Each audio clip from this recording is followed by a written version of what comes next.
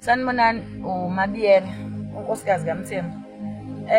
Umuntu wesilisa osebenzisa ijazi lomkhwenyana, protection, ufana ncimishi nomuntu wesifazane owenze i-abortion, ukhushula isisu, othi ngeqiwe inyanga kodwa akabi lutho.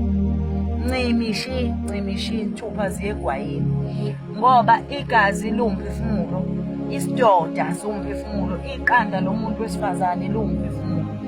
Ingakho abantu laba abasebenzisa imithi bekwazi ukuthi bethwale ngokuthi kutholakala umuntu wesifazane bese alaliswe nesilwane ukuze uzokwazi ukuthi kuthathwe imphefumulo esesibelethweni sakhe.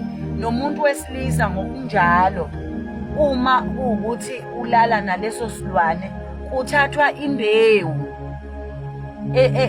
ebekiwe ezikhwameni zakhe kube iyona efida lesi silwane. Siphelelwe obaba abaqotho ababonayo ukuthi izingane zabo sezikhulile, imbewu sekufanele itshalwe ngendlela endaweni efanele, ngoba ngisho ngizothi dayisi ngoba ngifuna ukusho leli gama leli, ukuthi umuntu ayithinte wesilisa bese kuchithelela, ngisho kungachithekela emathangeni akhe, kuyicala leyo nto leyo, ifana nomuntu okhipha umphefumulo.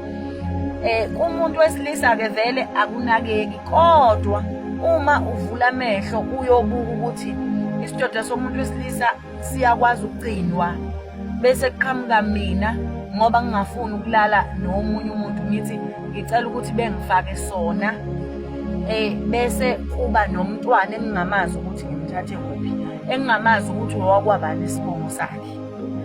Abantu abaningi besilisa kakhulukazi laba okuthiwa ama-gay bayasidayisa isidoda labo bantu.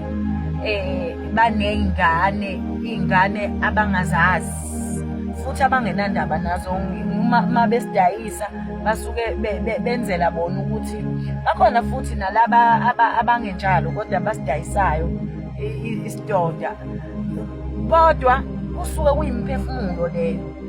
Asingacishi-ke ukuthi kubalulekile ukuthi uthi ukwenza ube wazi. Bakhona bangazi ukuthi i-abortion nokusebenzisa i-protection, ngoba uma usuyisebenzisile i-protection labo bantu labo baphelela emgqonyeni kadoti. Akungabi-ke inhlamba kumuntu wesifazane uma ekhiphe